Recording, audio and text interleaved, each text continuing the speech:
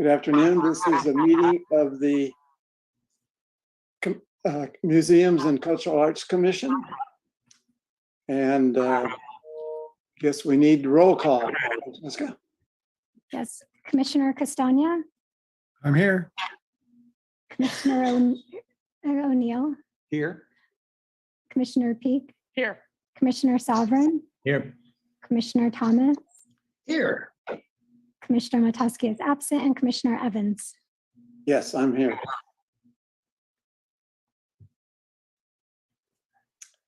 So our first order of business is to see if there are any comments from the public on issues not on the current agenda. Francesca? I want to change it to that. There is the consent item. Oh, okay. All right, let's go to the consent item, which is to approve the minutes of the April 7th meeting of this commission. Anybody have any errors or questions about those minutes? If not, would somebody like to move their approval? So move. Do we have a second? I second. So it's moved in second that we approve the minutes of April 2nd. All in Okay. favor, say or wave aye. We actually have to do the roll call. Vice Chair Evans, my apologies. That's okay. Call the roll. Castagna, Yes. Evans, Yes, O'Neill, Yes. Peak, Yes. Sovereign, Yes. and Thomas. Yes. Thank you. okay. So now we come to the public comments, where anybody can comment on any issue not on today's agenda. Yes, and there are two ways to virtually participate in today's Museums and Cultural Arts Commission meeting. You may join on Zoom using your computer or smartphone, and you may call into the Zoom meeting. To join the meeting on Zoom, use the link or phone number on the agenda at isearchmonterey.org. To call in by telephone, dial toll-free 833-568-8864. Enter meeting ID 161-622-2299, followed by the pound sign. If prompted to enter a participant ID, press pound. Detailed instructions on using Zoom are available at monterey.org/public meetings. To make a public comment using Zoom, raise your Zoom hand by clicking on the raise your hand button in the Zoom toolbar. If you dialed in by phone, raise your hand by dialing *9. Public speakers will be called on in the order of their hands raised.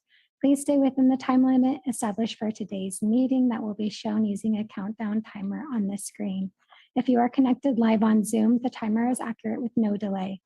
Today's meeting is also streamed live on the city's YouTube account at youtube.com/City of Monterey with an approximate 10-second delay, and on Comcast channel 25 with up to a 90-second delay. If you plan to make a public comment, please join the meeting using Zoom or by telephone and ensure you join in time to accommodate the delay if you are not joining us here in person. So we look forward to receiving your public comment. And Vice Chair Evans, there is no public comment at this time. Thank you, Francesca. So the next item is informational, and we are to receive the Museums and Cultural Arts Division activity report, which was quite lengthy. People have been very busy. Anybody have any comments?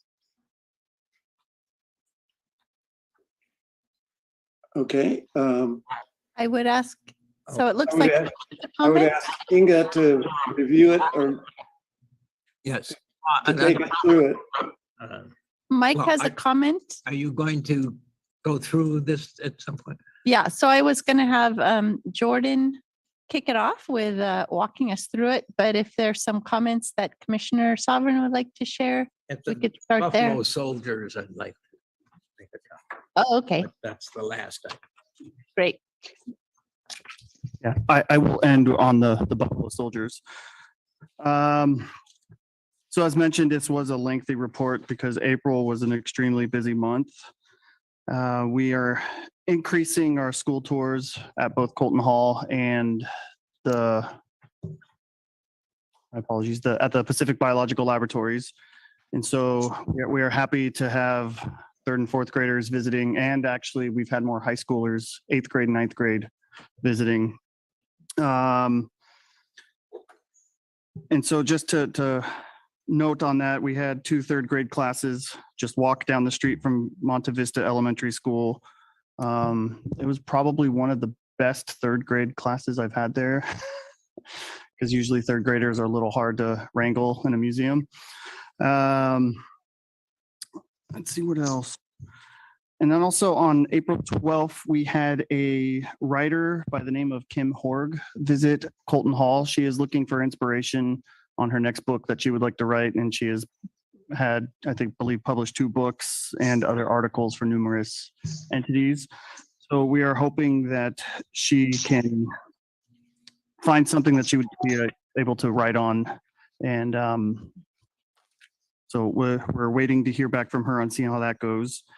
I was very happy to open the Presidio Museum for DLI Command Historian Cameron Binkley for a tour on April 22nd.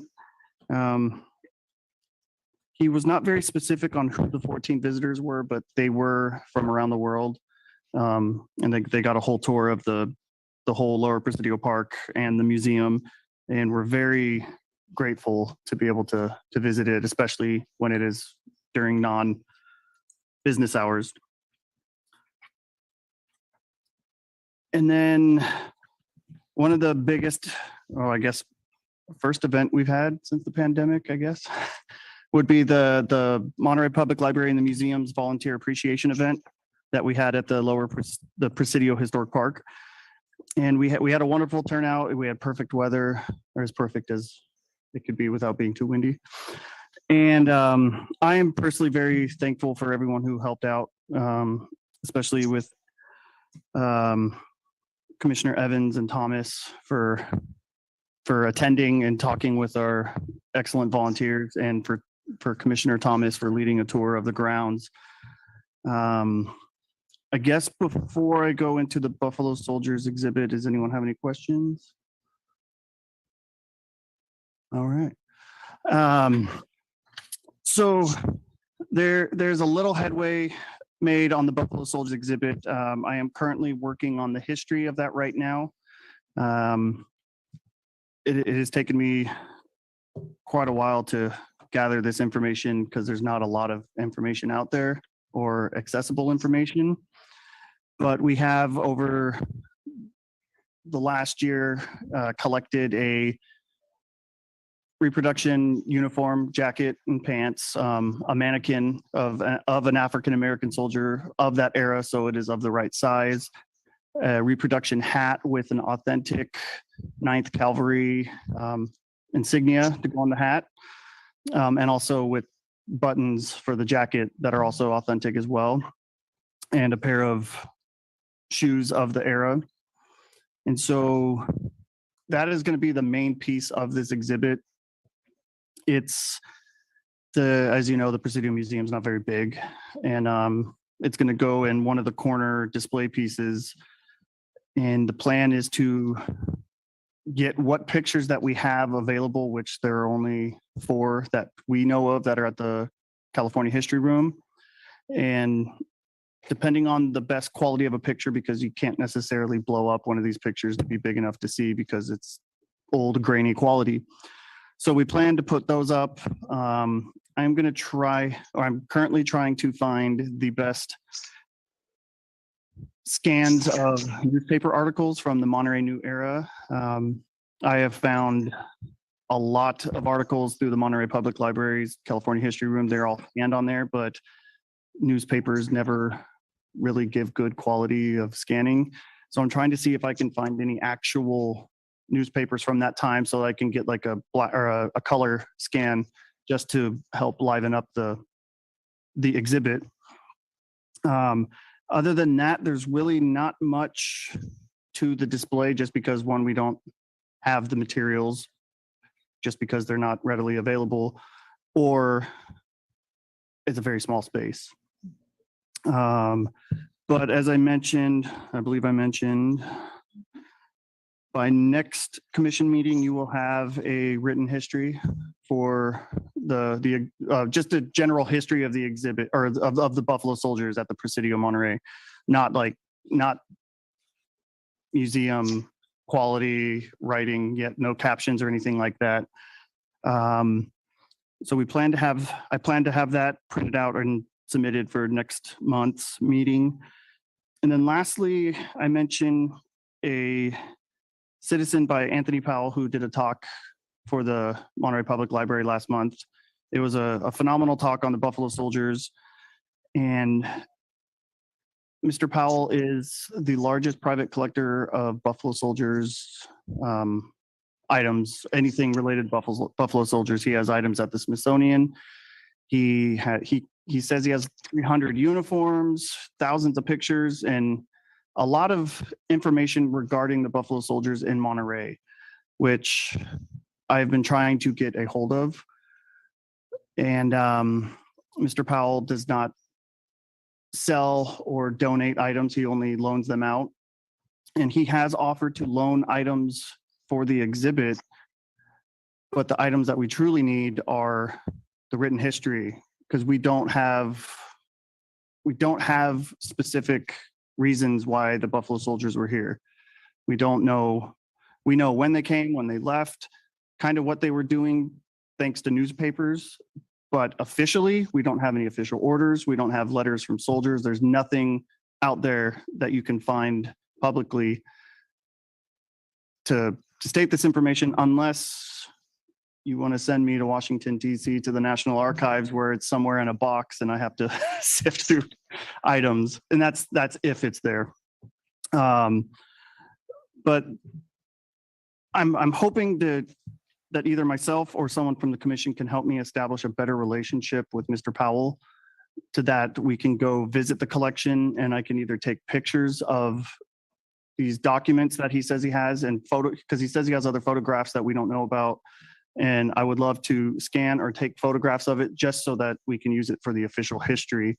We don't necessarily need the items, but it's been a very difficult process to establish that relationship. But I think that is everything that I have. So I'm happy to speak a little bit about the status of the library director recruitment, but this might be a good time for Commissioner Sovereign to chime in, because he said he had some comments about the Buffalo Soldiers exhibit. I wanted to compliment Jordan on pursuing this, and particularly getting something that we can get into the museum on this topic. And I would greatly appreciate that, because I think it's an area people do not know about, and it's important to show this. And the finding Powell is a great step. So, you know, anything we can do, you want somebody to ride with you up there, I'd be glad to drive. But anything we can do to establish a relationship with him, because he's a possible gold mine for material, and it is important. Thank you. Oh, I one other thought in terms of getting material from the archives. Perhaps we should ask our representative Panetta to make a request that somebody be assigned to dig through Washington. So I have been in contact with the National Archives. I had an archivist find me some specific materials that I discovered while being at the DLI archives looking through their materials. And he sent me pictures of specific items. And then through that, I found other information, and I contacted that archivist again and never heard back. One of the issues with the National Archives is the pandemic has made it difficult that they, at least while I was researching this heavily last year, that they weren't fully open, they weren't fully staffed. And if you're able to give like a very specific item to look up, it's easier for them to find that. But in this instance, everything I believe from 1917 US history down for military items are in boxes, not digitized. And so you'd have to kind of look through their collections to see like, okay, this may be in this box or something. Can someone go find that for me? Otherwise, if you do a very broad question, they're going to be like, sorry, we can't help you. No, but if we had a request from our congressman, they might. do it. Now that would be very useful. I offer to help if you need any help scanning. I've done a lot of that, as you probably know, for the library. If you need things scanned, I'd be happy to do that for you. Thank you. Jordan, another avenue may be that there may be some historian near the archives that does this kind of research. We ran into someone who did lighthouse research in Washington, DC, which at least saved us going back and forth. And they were more familiar with the holdings anyway. No, that's a great idea. I can look in to see if there's someone that can be a proxy for us. And maybe the facility in Boston would know of anyone who has been in before on that subject. And Powell might have a contact in Washington, Right. DC too. The commission could pay somebody to do that locally other than send us money.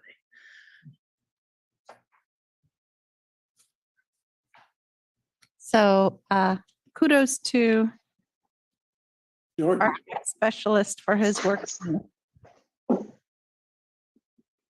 And if we don't have any more comments on the Buffalo Soldiers, I'll just quickly give you an update on the library director recruitment.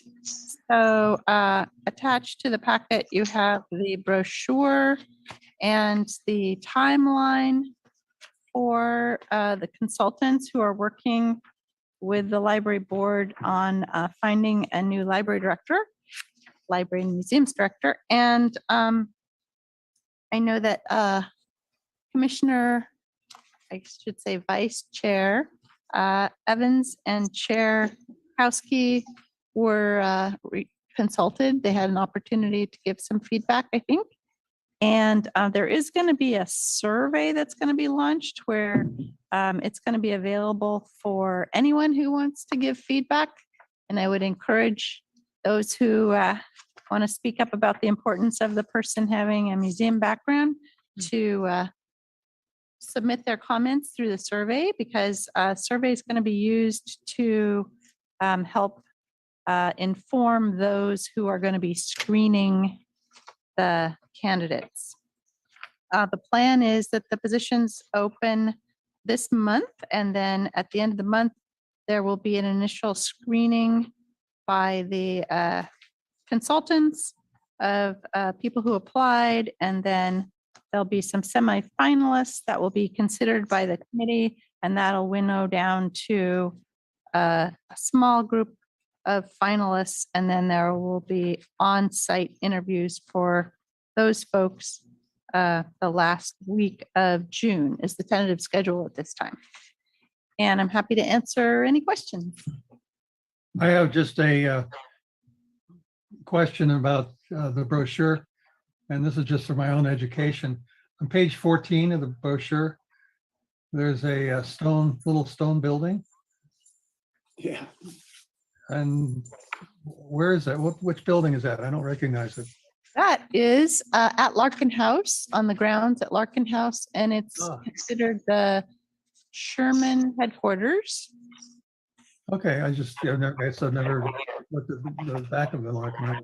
It's a state park property, and I think they were just trying to give a sense of the historic, a flavor of the historic downtown. I did recommend not including that photo, but at least they had a full page of Colton Hall. I appreciated that. yeah. It's the only way to see that is to be in the garden there at Larkin House. Yeah, that's why I didn't recognize it. Yeah. I thought the brochure was well done, by the way. Great, thank you. Okay, any other comments on the report? Yes, please. I'd like to this is an important step for the museums in division. It seems to me, and I'll make a couple of comments, but first I'd like to just ask some questions about this procedure. Because I have to apologize because when this came up and it was announced that the director would be leaving in June, I said, we won't be able to get this done in time. I said it would take about a year like it did last time we went out. But I'm wrong.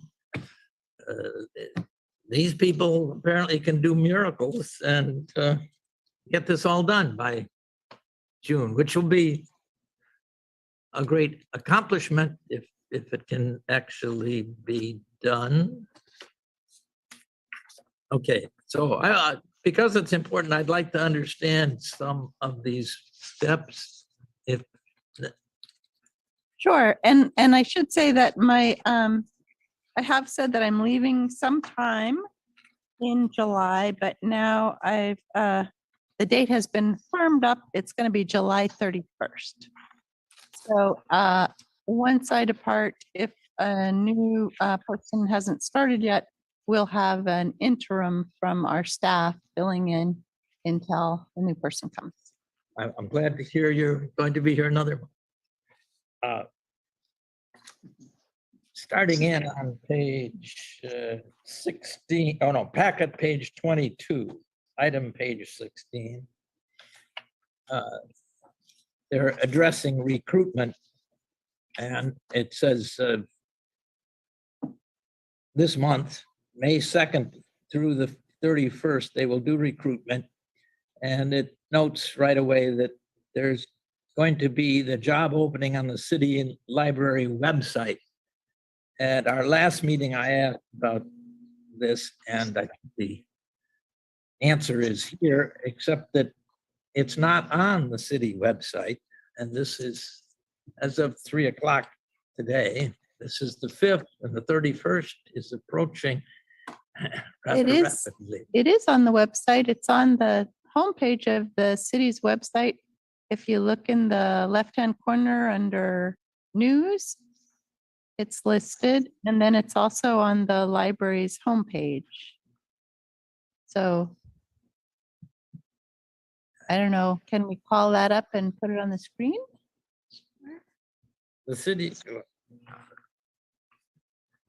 I too was concerned when I looked for it on Monday.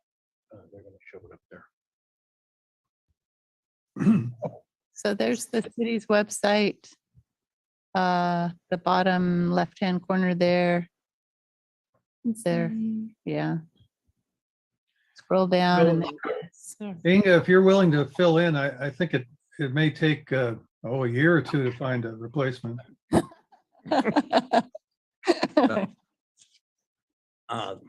It's not on the list of jobs. Oh, and then if you go to the HR website, because we got it placed there as well, there's a cover shot of the brochure and then a link. Because a recruitment company is being used, it doesn't take you to the government job site that the city tends to use, because applicants are supposed to apply to the recruitment firm.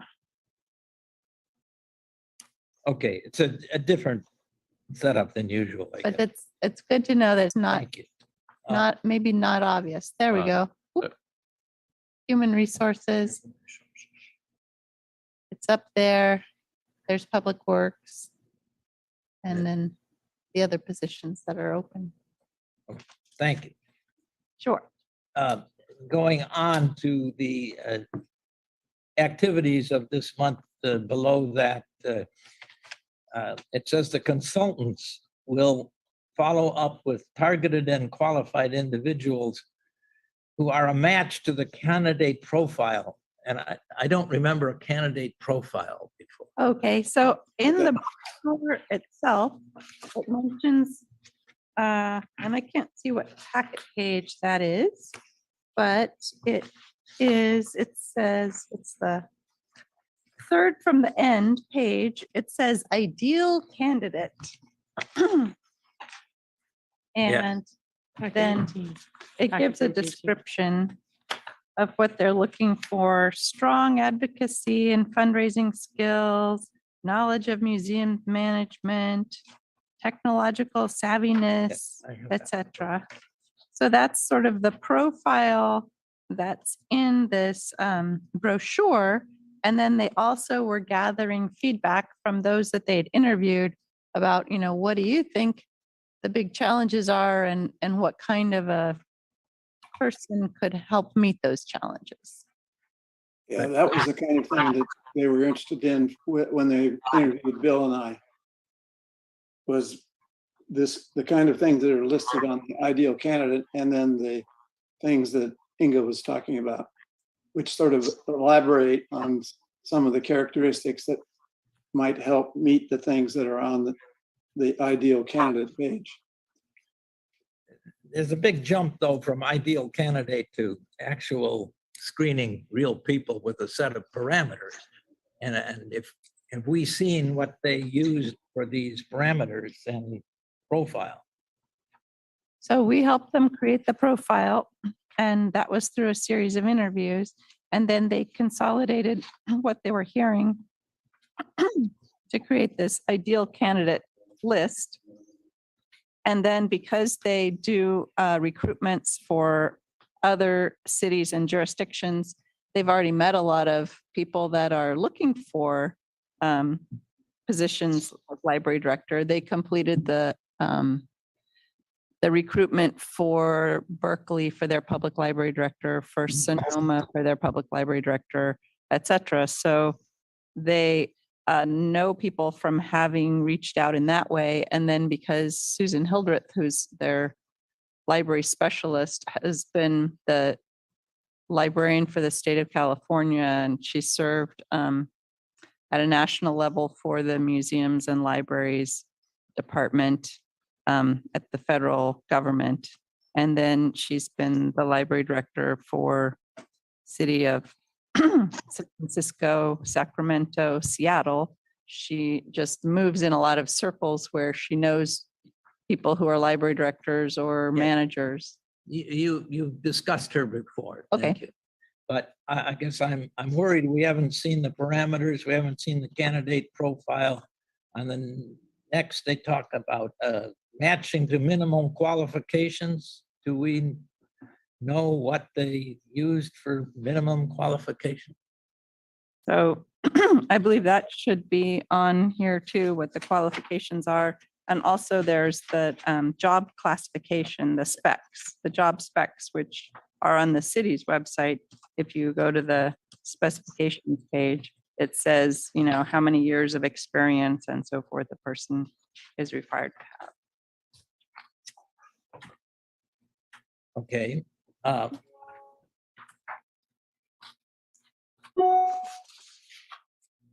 guess then I would like to move to 2 comments about this.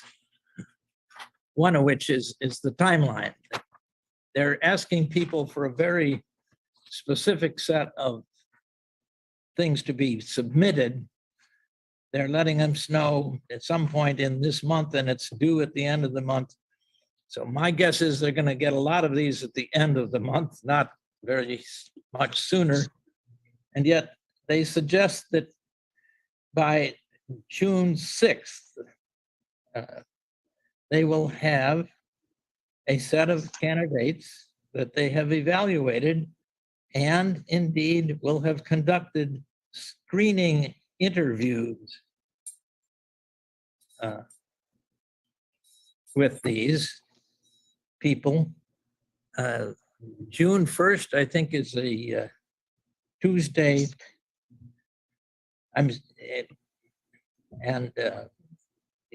They've got one long weekend, I guess, to look at all that and screen these people. Or,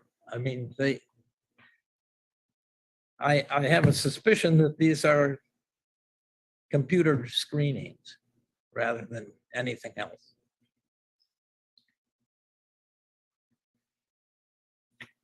Oh, I know that they're a large firm. And a national firm. My understanding is they have quite a team, but I don't know. They didn't mention using computers to screen the applications, and I'm not quite sure how that would work. But it's certainly something we could ask them. You know, I'm- if there, They, could I add something here? Because I was on the subcommittee that screened applicants when I was on the library board. What we did was get a list of about 30 applicants that they had screened based on their applications, and I guess they did a little background check. And then the subcommittee graded them and submitted basically a grade for each one. And then we discussed it at a meeting and came up with 3 finalists who were then invited to give in-person interview in front of the entire commission. And then from the 3, 1 was selected. And I would guess that they're doing something similar.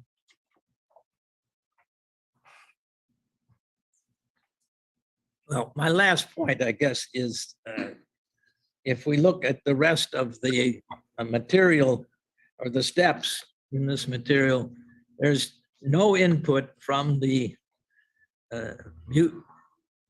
this commission or, any acknowledgement really that this is a function that the commission would be interested in. There's no participation. There's a recruitment committee of I think 2 from the board, and then it's all the board of the library making the decisions from then on. And I find that to be rather unsatisfactory. So I appreciate your comments, Commissioner Sovereign, and I see 2 more opportunities for comments from an input from the commission. One is the survey that they're going to be sending out, and I'll make sure all the commissioners get a copy of that survey, and you're encouraged to provide feedback. But then also on the final interviews, and I'm looking on packet page 23 under the date 6/23, and then where it says TBD, to be determined, and it says Board of Library Trustees interviews. It's anticipated that department heads and friends and foundation will be involved with those groups interviewing candidates during the morning. So my suggestion continues to be that somebody from the commission be included in that group of department heads and other people so that the commission will have an opportunity to provide feedback at that point too. I'd endorse that. Yes, thank you. And how do we transmit that desire? I will report back to the search committee that is the desire of the commission. Because I certainly did not get the feeling that museums was a very important component of what they're looking for during our interviews. Although I think we tried to make that point that this is a very important component of the city's operation, especially if we're looking at the long term and what the meaning of history is in this city. So anyway, that's I share Mike's concern. So any further comments?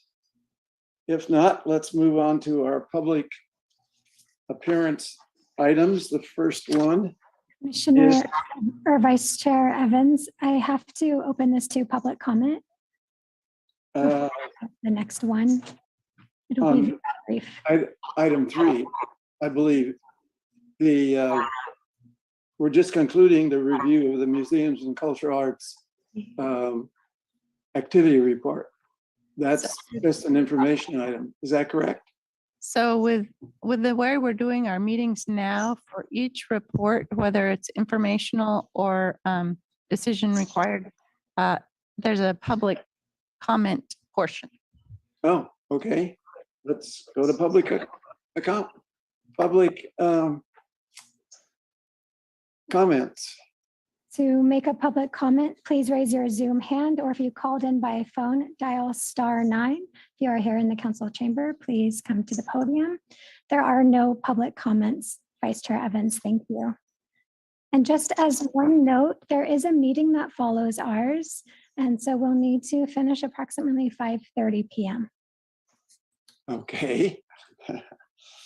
All right, moving right along then, the museums and cultural arts related submittals for the neighborhood improvement program, or neighborhood and community improvement program these days. Maybe Inga can walk us through the report that was in our agenda. So we actually have special guests with us today, and they are going to walk us through. We have Thomas Hardy, and we have Cody as well. So they're going to kind of bring us up to date on the Ncip program and the current process, and remind us about our previous submittals and let us know what the next steps are. Thank you. Great, thank you. My name is Tom Hardy. I'm a senior engineer from the Public Works Department and the Ncip coordinator this year. And I just wanted to spend as brief a time as possible, but just kind of run through the projects that we're looking at this year. As you may know, I've got a PowerPoint. I've got 632 slides. I'm sure we'll be done by 5:30. No, there's 19 projects, and I prepared a slide on each one. So I just wanted to give before we started, just a brief overview of Ncip. I know you're all familiar, I'm assuming you're all familiar with it. But just this year is an unusual year for us. So I just wanted to bring everyone up to speed on where we are. So first thing is just that the city has been divided into neighborhoods. There are now 16 neighborhoods. They cover all of the city, which is a new thing. This happened several years ago. And so we have all the projects are located in one of the neighborhoods now. We have a process. We accept applications. We call them nominations for new projects at the beginning of the year. Then we're in the process now of reviewing them with the Ncip committee. That happens. We'll be here this evening at 6 o'clock going through the projects. And then there's an opportunity for public comment beginning in 2 weeks from tonight. So I've got this one tonight is the 5th. We're going through the second half of our projects. There are about 205 projects that we're looking at this year. We will not look at all those right now. And just we're in the process now of kind of bringing the committee up to date on what each of the projects is. In 2020, the City Council, in order to keep the city afloat, basically, back in 2020, 120 of the existing approved projects were defunded, and that money was allocated toward the city functions. So we have 120 projects. What we're doing this year is we're taking those projects that were defunded, and they were automatically nominated. We'll be looking at them. Most of the projects that we'll be reviewing right now come from those 120. I think there are about 17. You are probably familiar with them, but they were projects that were before. We are looking, because they have no funding, we have to, the Ncip committee needs to re-approve them and recommend them to council, and then council has to take action to refund those projects. Also, in addition to those 120 that were defunded, there were 65 projects that were nominated in 2020. There are 2 actually that we're going to be discussing this afternoon from 2020. And then it also from this year, from 2022, there were 20 projects that were nominated, none of which were related to museums or cultural arts. So we'll skip those. These are it's just a list of the projects by number, by neighborhood. And as usual, the community-wide projects take up about 1/3 of the total. And the projects that we'll be looking at this evening, I just wanted to put a list out in front. There's the Hartnell Gulch, there's Presidio walkways, and I found where that is actually. And several, there are 19 projects in all. And I believe there's 2 that were not approved projects. So those are the last 2 on this list here, the Path of History Map Mural and the Monterey Walk of History Milestones. They were proposed in 2020, but the program was halted when COVID struck. So we got to the point of accepting projects, nominating them, and seeing that they were actual projects, and then everything stopped. So we're just now getting back up to speed and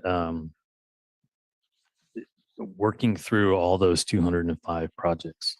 So I will very quickly kind of run through these. If you have any questions, please feel free to interrupt me and we can address them right at the time. There are 19. I'm hoping I can do this in about a minute apiece. I'm going to interrupt you really quickly to say, because we are the Library and Museums Department of the City of Monterey, there are a few in here that are pretty much just library specific. This one I would consider sort of library specific, but I liked including it because John Castagna remembers this project from when he served on the library board. Yes, thank you for that, Inga. And then also, these are the projects. We submitted this list about a month ago, maybe 6 weeks ago to Inga, and she commented on these projects. So I know these are of concern to her. So I'll just kind of blast through them if I can. So this is the Hartnell. Any questions before I launch? Yes. Tom, Yes. can you tell us if some of these drop off now, does that mean they can never come back, or can they be considered in future years? Yes, they can absolutely be considered in future years. And the committee has not determined how, like, especially for the defunded projects, this year they were automatically on the list of nominated projects because we know they're capital projects. They've been funded before. There's no reason not to fund them. We have not discussed what will happen next year, but absolutely, if someone is interested in the project, they can either be renominated or we may again just automatically put those on the list to be discussed next year. Haven't gotten that far. It's clear we can't fund 205. So Correct. I think we ought to try to indicate where we think something could be delayed, but you hate to say Yes. kill it.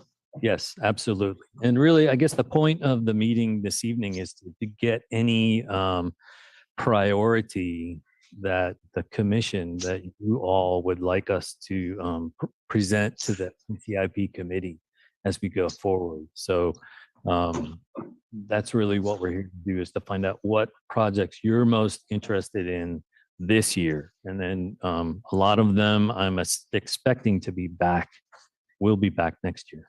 To follow up, what we have doesn't seem to have the dollar values, even early estimates in deciding. That would be useful if you could mention some estimate as you go. Absolutely. I've got them on the slides. So we'll be going through each one of those. The first project we have is it was a downtown project. It was project number 3, but it was for the Hartnell Gulch stream restoration and improvements. This was a study that was approved by Ncip in 2014. The study has been complete, so there's no more work to do on it. The next project is actually the Hartnell Gulch stream restoration. This is phase 1 of the project. So this would be the piece. The last project was the study that looked at what needed to be done and how to restore the stream effectively. This is the first phase of that, and it would be the section of the stream between Pacific Street and Hartnell Street, adjacent to the library. And the preliminary costs, this is a ballpark estimate that we have at this point, is $750,000 to do that piece of it. The next project is the Lower Presidio Walkway Phase 2, and this is the Private Bolio and Lighthouse intersection. You can see a photo of it over, see if my thing works, on the right-hand side here. Basically, the intersection will be improved. There are sidewalks. I looked at a lot of different projects this afternoon, and there's connections to the sidewalk that will also be looked at in looking at this. The cost of this one is going to be approximately $250,000 at this point. Can I ask a question about that one?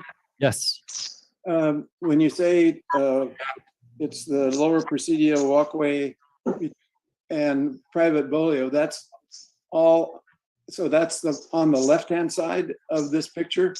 The connection to New Monterey would be on the right-hand side. Is that a different project? They were talking about it doing something with a ramp at the end of Hawthorne. Is that part of this?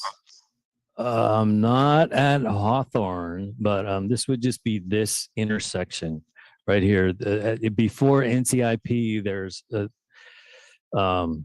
this is to look at the actual intersection. So I believe the focus is on traffic here, but I know in looking through some of the older files this afternoon and this morning, there are issues with connecting the pathway that exists over there that have been studied. We'll be looking at all that as well. Okay, but this focus is just really on this intersection. Correct, on the traffic, trucks, cars, the vehicles that are going through that. But we will be considering certainly the pathway and the walkway and all that as well.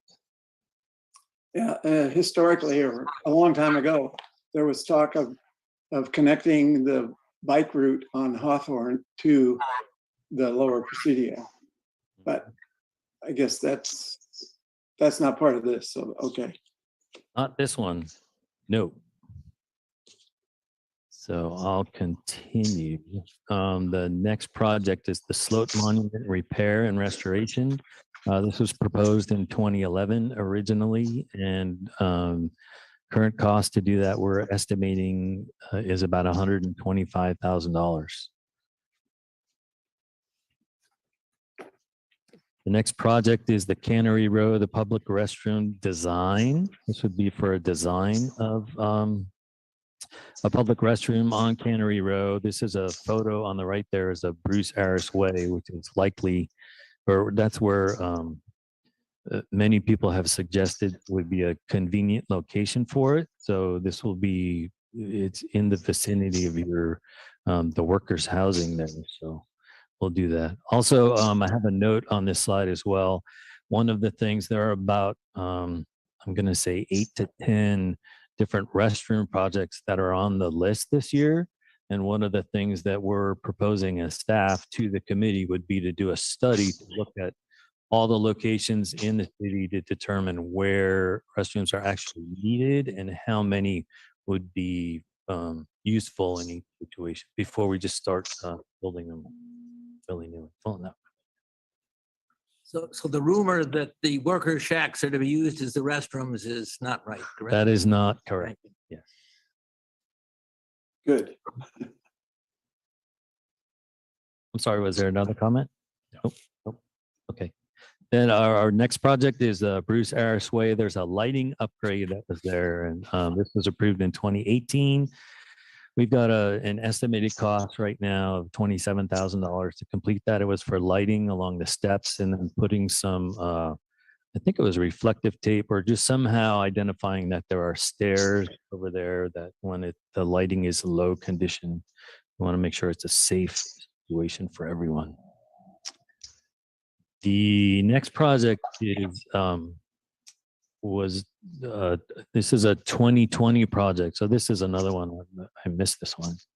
That was nominated in 2020, but never any action was never taken on it. This is for historic lighting in the Old Town neighborhood. And I am unsure today what exactly the intent of the application was, but it's to just change the lighting. I've got a bunch of photos of different types of lighting. The four on the left, let me see. This is on Alvarado Street. This is Cannery Row, which they specifically called out in the nomination. This is at Venice Menace Park. This is on the bridge over at above Lake El Estero. And these are just a couple that we pulled. I can't even see the one from a catalog of historic style lighting. So we'll have to find out more information on that project. And we're actually, well, we'll find out tonight. We'll get a little more on that. So community-wide project number 2 is the historic Monterey Master Plan for Art.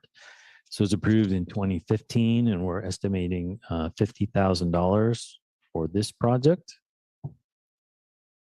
And I'm sure you are more familiar than I am with this one at this point. Project number 5 is the Public Art Security Plan, which was approved in 2016. We're estimating about $60,000 to make that happen.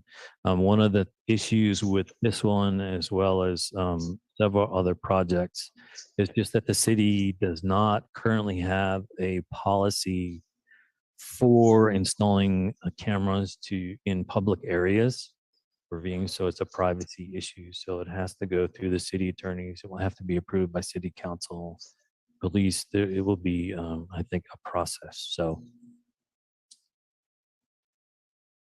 that is a step that has to be addressed before that project is implemented, is constructed. Can I ask a quick Yes. question? Are there other security camera projects on the list, and could it be treated like the restrooms, sort of like looking at prioritizing security cameras throughout the city? Yes, that could happen. I think the reality is that the funding that we're expecting to receive this year and the number of projects that are submitted, that a lot of the projects will not be funded this year. The security cameras, yes, we could prioritize that. There are 2 other ones, and they're not actually on hold, but they're kind of lower priority because of the other work that has to go in and occur before they can be implemented. Right. I was just thinking that if the city took a bigger look at where is security really needed, Mhm. and then figured out, given that, where would cameras be needed, that might be a way to, I don't know, consolidate or something, but not do it this year. Yes. Yeah. Thanks. Yes. Yeah. Next project number 25 is at Lake El Estero. It's the Great Blue Heron structure that apparently is sinking. We had this it was approved in 2017. We originally allocated, I think it was $15,000 toward this. And then when Jeff Krebs started, who was the previous program, you remember Jeff, the $15,000 was nowhere near enough to get. It's going to take a crane or a barge or some kind of, it's not just a canoe that has to go out there and do something. So it's going to take some thought and planning and more money to look at what's needed over there. Tom, this was up about several years ago, even before 17, I believe. And somebody went out and sort of fixed it. It was actually sunken halfway down. Huh. Does this mean that fix is a short-term fix? Apparently, any of that history? I do not know. So thank you for mentioning that. Yeah, I was the proposal that the project was to fix it, to put it on a solid foundation, and that it would be there and wouldn't. It sounds like it's probably sinking on the bottom of the lake a little bit, but it would be to install something that would keep it from doing that again. Then project number 27 is the library learning lab. And then Inga notified us about a month ago now that the library board is no longer interested in pursuing this project. So we'll skip right over that one. The project number 28 is to install a street light on Pacific Street. You can see there's a utility pole here that we could put a light onto, just to assist drivers as they're exiting or entering the parking lot when it's dark out. The project number 44 is for the Presidio Historic Park improvements. And this was one of the projects I was looking at today. It was approved in 2015, and the funding for this project was completely gone in 2020 when it was defunded by city council. So I'm assuming that the work on this was completed. The Old Town Foundation provided funds for some activities and improvements there, but it's not clear to me how this description matches what has already been done.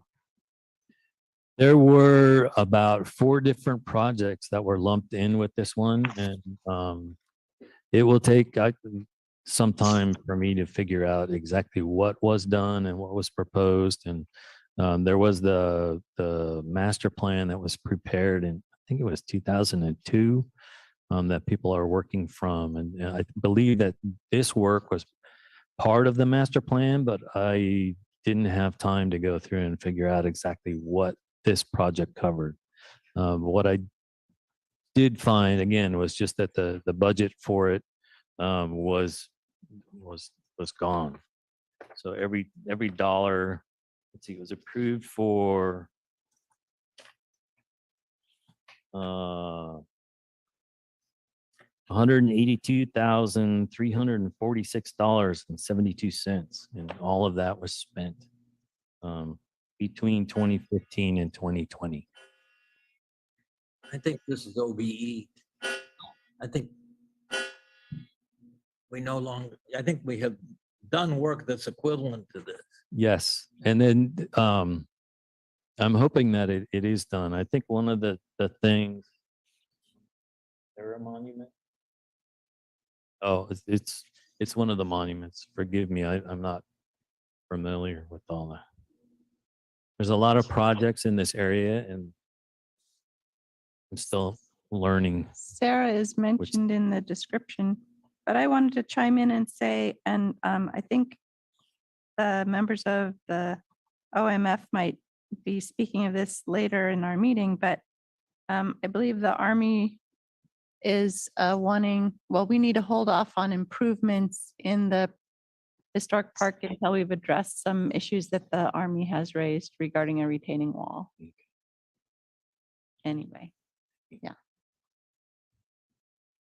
And then project number 45 here is the Cannery Row Worker Shacks, the restoration of that. This was approved in 2015, and we're estimating that $140,000 will get us to be able to repair and weatherproof those structures. Project number 47 is the fish hopper restoration and signage along the rec trail around Lighthouse Curve there. That was approved in 2017, and for this one, we're estimating about $51,000 to complete that project.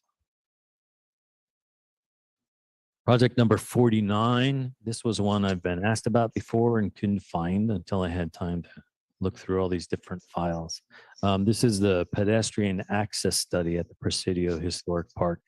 And in 2017, this was a study to look at different options. And we do have these reports, and I'd be glad to give them to you. I did find them. So this is another one that the funding for this project is completed. It is gone. Oh, there's $14 left in the account when it was defunded in 2020. So then our project number 55 is the police and fire, the honor garden, approved in 2017 for $130,000 it would take to implement right now. It was noted that this is not supported by this commission. And I recall, I think it was about 2 years ago when this project and they all came before this commission, and you all said, no, thank you. And so that's noted. That I've been putting when different people have comments, I'm putting them on the top. So DNS stands for does not support. So we've got you down as the Museum and Cultural Arts Agency does not support this project. So specifically, they didn't support the artwork that had been proposed. So because the commission is in charge of public art, they said if that artwork was installed, it would not be part of the city's public art collection. And there were some alternative art pieces or some modifications that had been suggested. Okay. But as far as the rest of the design, I'm not sure that there was opposition to it. No. It was just the art. It was just the artwork. Yeah, good. Okay, we're getting down to the end here. This is project 56 at the Rodriguez Osceola Adobe, and the Path of History mural was proposed in 2020. Again, this one has not gone before. This was not a project that was defunded. It's just been nominated. But we figured for the mural would take about $15,000 at this point. And then the last one is the Colton Hall, the Monterey Walk of History Milestones.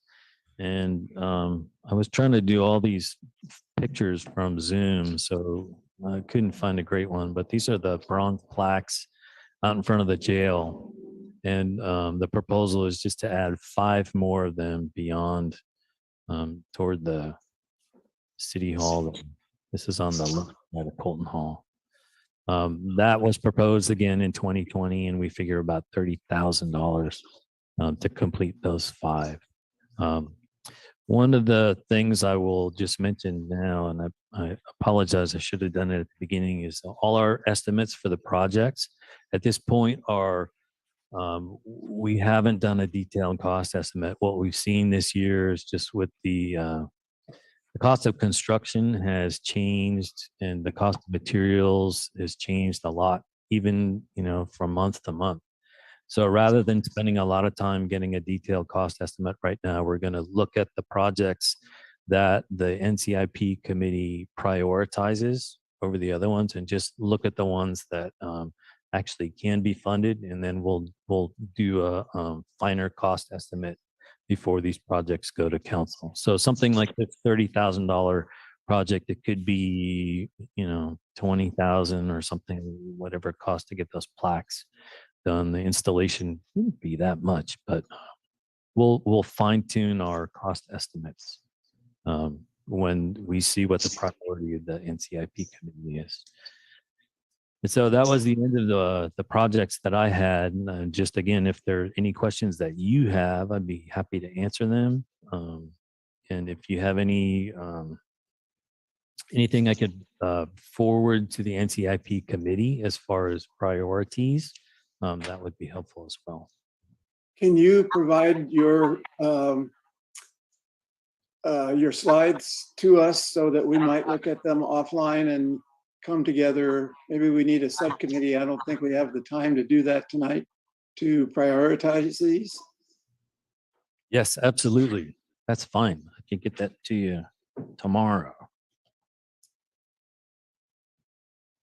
And the public comments for the NCIP committee, you can submit comments on any project or all of them to Ncip. You can do that by email. You can speak to one of the neighborhood representatives.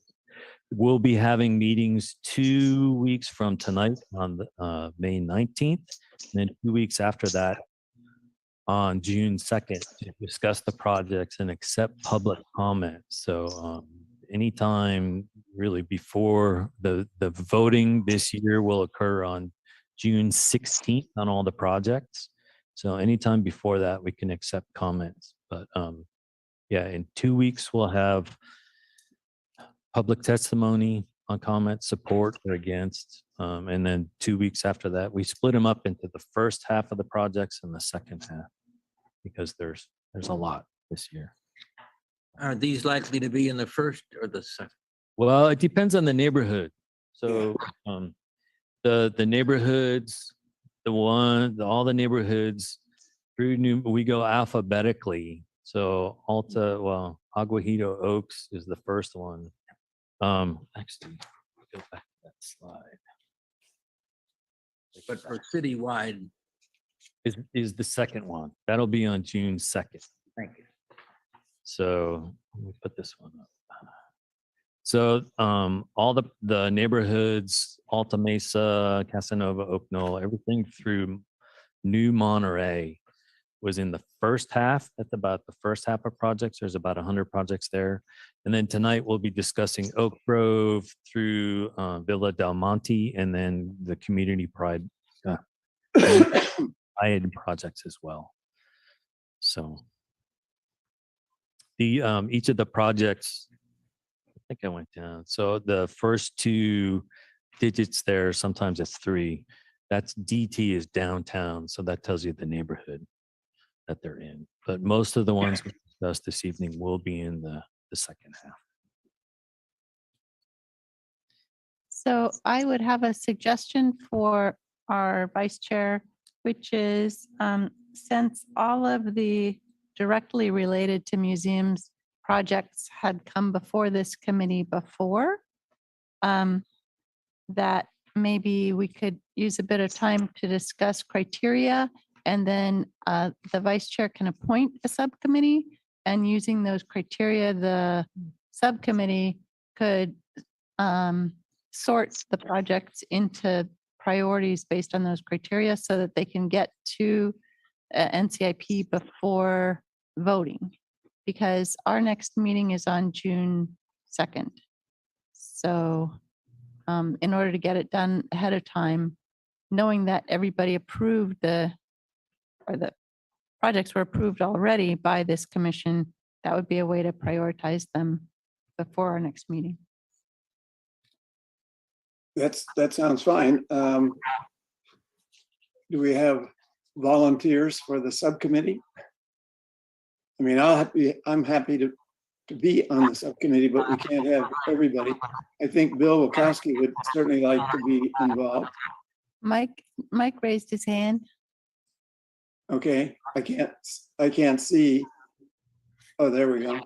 Okay, so Mike and Bill and anybody else have strong feelings and want to be on the committee, and I'll get off the committee. Tim's waving his hand. So now I'm volunteering Mike, but Bill, but so I don't know whether that's a good idea or not. It doesn't pay to not attend meetings. Let me get in contact with Bill by email, and we'll finalize a committee of 3 without me. So right now I think it's Mike and Tim and Bill, but let me verify that with Bill. Anybody want to make a motion to that effect? I will move that we attempt to form that subcommittee with pursuant to your talking with Bill. And It's good to have him on because he's a former city employee and knows the ropes on what's going on. I would just say that you don't need a motion, actually. The chair or acting chair can just appoint a committee. So it sounds like Bob is appointing, after consulting with Bill, he'll tell us what the final list is. So then, since we're not taking action on this, we can talk about criteria that we want the committee to use. And I'll just chime in. I would say when I'm looking at these projects, there's some that are creating a plan, which is a fabulous thing to create plans. There's some things that are issues where artifacts, important historic artifacts are falling apart. So I would look at, I would prioritize the ones that are time sensitive because repairs are needed. And an example would be the Cannery Row workers shacks. Exactly. It sounds like the Great Blue Heron statue. I thought it was sinking, but it looks like it's been addressed to some extent. So maybe that one wouldn't be as time sensitive as some of the other ones. That's my suggestion. I have a question. Inga, will you be attending the subcommittee meeting? Because you would be an excellent resource. I would help facilitate it. So yeah, I'd be there. Okay, I think that would be a really good idea. Okay, so any further discussion on this item? All right, let's move on to our last item, which is to receive the City of Monterey's 25th annual report of the leased property, Lower Presidio Historic Park. And Inga, will you Sure. get us started on this? I'll kick this off. So as part of our lease agreement, and I do want to say thank you so much to our Ncip staff folks, Cody and Tom, that really helped having them here. So round of applause for them.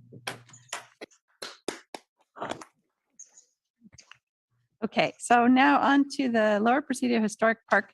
So this is an annual report that the Army requires the city submit. And I didn't attach, and I guess I should have attached the directions for this report, but it's a very cut and dried, what maintenance did you do? Can you confirm that you use safe chemicals? That sort of thing. It's not a report that describes our vision, our plans for the future, our hopes and dreams, and that sort of stuff. It's just, what repairs were done and so forth. So I do like to share it though with you, and I guess it hadn't been shared in the past. But at the end of the report, it does have a description of sort of summaries of what happened in previous time periods, and that all predated me. But we have had some comments from our Commissioner Wachowski saying, hey, where's the Old Monterey Foundation? You don't mention that they helped fund these different things. So we've remedied that in the report, and there was no intention to slight Old Monterey Foundation. It was just the way it was written at the time. I guess they were focusing on what the city had contributed and not looking at what our partners, our very important partners, had contributed as well. So my apologies for having been left out before, but I'm happy to take any questions about this report. And everybody got a copy of the revised report? Yes. Did everybody get a copy? Yes. Yes. Okay.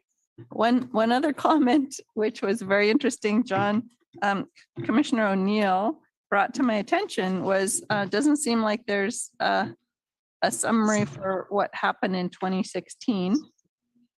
And so I can look back through our records and then for the next year, we'll have that corrected.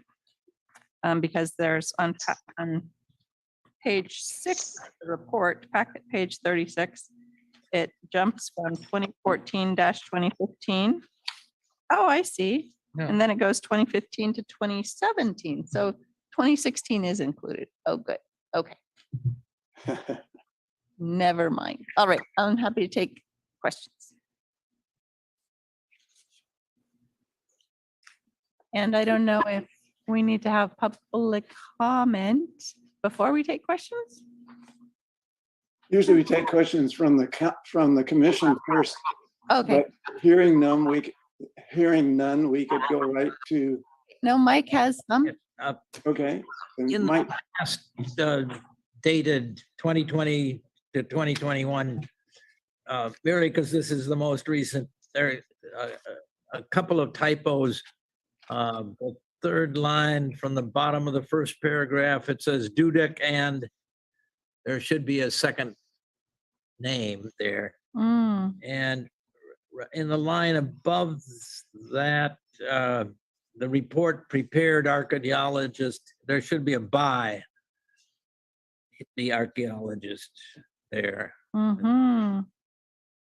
Oh, actually this, well, the same line, with the blank spaces. Thank you.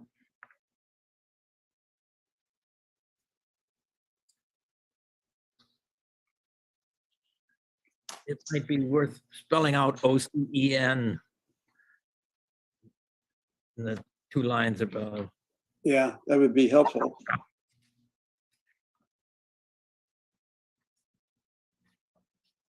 Okay.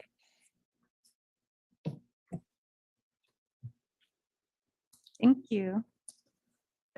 I think maybe Commissioner O'Neill, you were just commenting on packet page 36, Inga, the part that you mentioned earlier, that it's just an odd jump, that everything else is 2014, 2015, it's 1 year, and then all of a sudden it goes 2015 to 17. So Possible they Is that- put them both in, but it, as you, now the format previously and subsequently is different.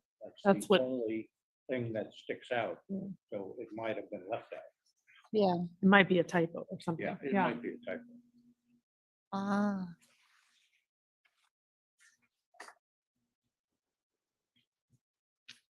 It's probably a typo. Who knows? Who knows?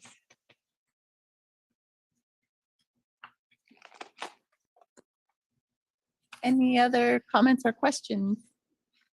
No. Okay, do we have public?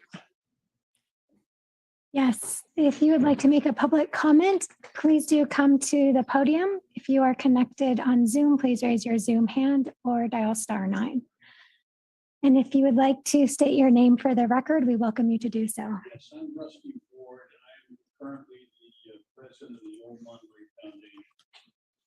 Can we turn up his mic?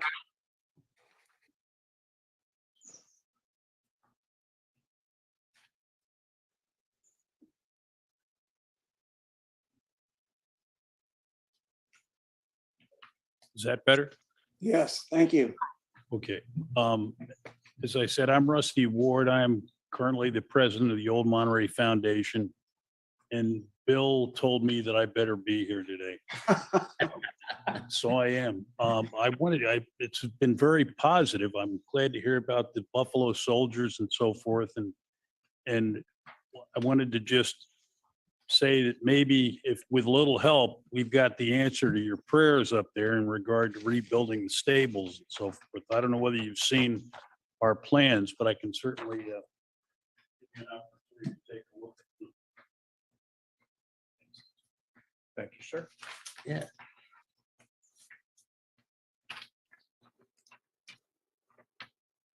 This has been a very special project for us. I got involved with the foundation through Willard McCrone, who is a wonderful citizen of Monterey. And we were involved doing the major trails and the historic signs and the historic entrance down at the bottom of the access to the park, as well as the white fence that went around with the help. All of this was done with the help of the Monterey Rotary Club and the Community Foundation as far as fundraising went. We currently have come to kind of an impasse where we need a little help in dealing with the issues from the Native Americans in regard to their sense of just the property in general. I know their customs are a little bit different than most. I mean, their customs are just plain different. So, and with a little bit of help, we've met with the Army, and Bill and I have, and at this point, that's kind of the issue that's held us from trying to raise more funds to build that building. The redoing the stables, from our point of view, is going to hopefully done so that we can utilize it as a public service building, so that all, community folks, different, hopefully the Buffalo Soldiers have a reunion, come back there, any of the Native Americans, and perhaps Kiwanis clubs, Rotary clubs, and so forth, so that we get people from the community going up there and using the area, because it is so beautiful and it is so significant. We need to do more in that regard to show it off. Essentially, I just want to say that we're committed to trying to do everything we can to make that as good a project as can be done. And that's all. You didn't mention the wall.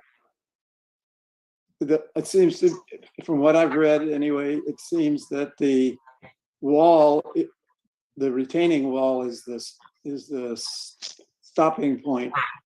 Have you addressed that in any way, or who needs to address the problem with the wall that will satisfy the Native Americans, and then we can proceed with what you're proposing? That's a real good question. When you go around there, I was a hod carrier for a summer, and if I take a look at that retaining wall going around Lighthouse Avenue, that I'm not sure exactly what it would take to stop the leaching and the festering of, I guess, human remains that comes out with that. I mean, that looks like a real major bit of construction. And I had a business on Lighthouse Avenue for years on the end of the 200 block. So I'm real familiar with seeing it. And I think that's got to be, 10 or 12 feet high as you go by there. But I mean, somewhere, I'm not sure that the Native Americans that we're dealing with necessarily speak for all of them. And I mean, this is one of those times where if we can get everybody together and we're on the same page and we're trying to do the right thing for the best and for most of us, all Americans, period. And even all the foreign folks that come to take a look at that. I mean, I think there's got to be a little give and take, and we need to somehow have a meeting and get everybody to sit down and try to give a little to get that done, because we can certainly provide the financing for it and to make sure that it'll be done. All right, thank you very much. Very welcome. Thank you. And in our packet, I don't know, because I didn't prepare for this, but there's a remark that when the stables were leveled and taken away, that there was a meeting with some group of the Native American that worked out how to take the stables away and make not an issue. And it seems to me whoever brought that meeting together and made it happen and got the work done ought to be asked to go ahead and address the question of the retaining wall.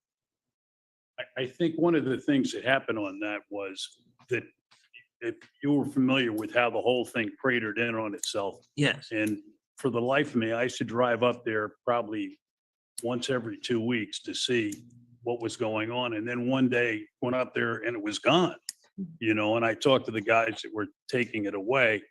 And I'm not sure that they penetrated the bottom of the stables. I think what they did was that they scraped it down to the base grade where the stables were built. And that was it. But I agree with you, Mike. We need to get somebody up there to do something. Hi, I'm Ellen Martin and I'm on the board of OMF, and I do a lot with the fundraising. And I'm sorry that, Inga, thank you for sending it, but I didn't see it for your revised report because Bill and I and Rusty were concerned.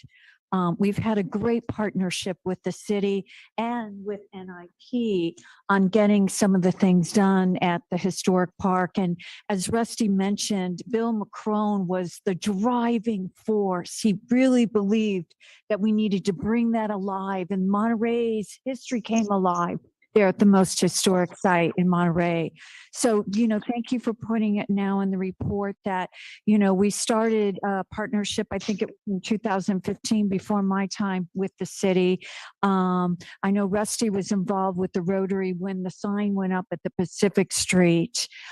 We are always concerned and respectful of the Native Americans, their concerns for the park and how it is a burial site from them, they're the original people, right?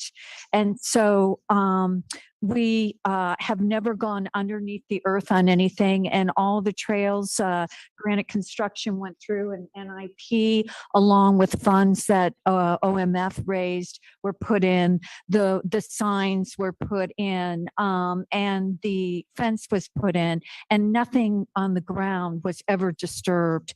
And so probably, I haven't really looked at the stables, but that's probably it.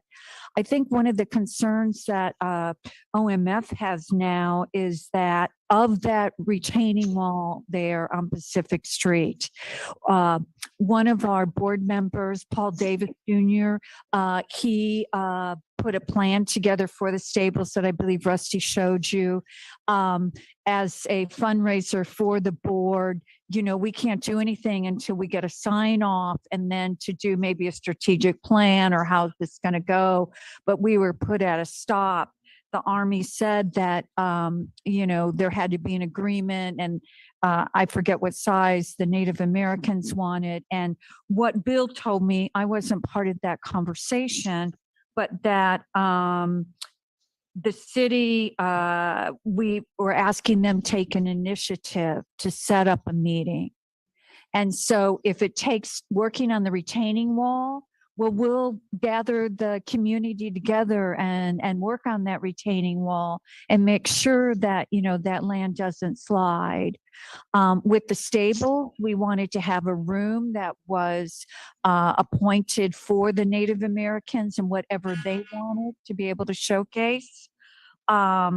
And then on our upcoming projects right now, the tag for Monterey, language capital of the world, we're working with Ms. right now. I've written 3 grants to do a mural to illustrate that on the, it's not the Macron building, I always say that, where the Irvine Auditorium is on Pierce Street, which is the path of history.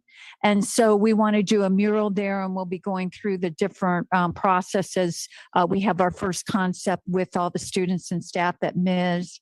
And so that's a project that's on the board now for us to start doing as we wait to see about the Presidio Park, the lower Presidio Park. We're excited to keep going with it. There's so much possibility.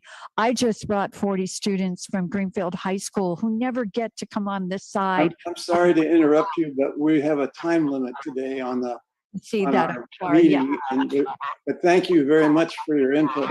And we So- really appreciate the activities of the And Old we, Monterey Foundation.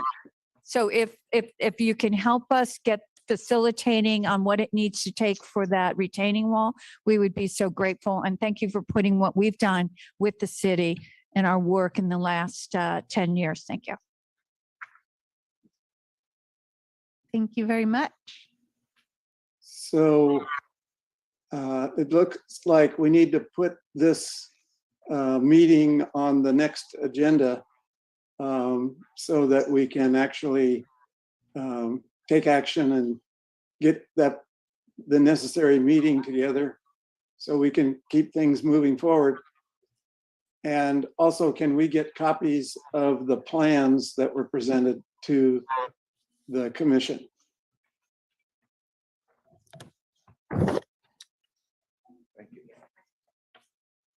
Sure. So we'll get a digital copy that I can share with all of you. And I guess we have -1 minute for commissioner comments.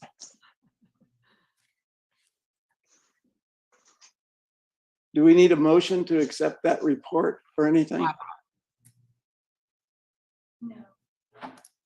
No, we don't. Okay. So commissioner comments, anybody have something to comment on?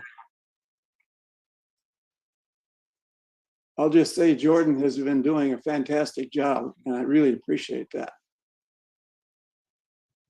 Thank you. If there are no further comments, we stand adjourned.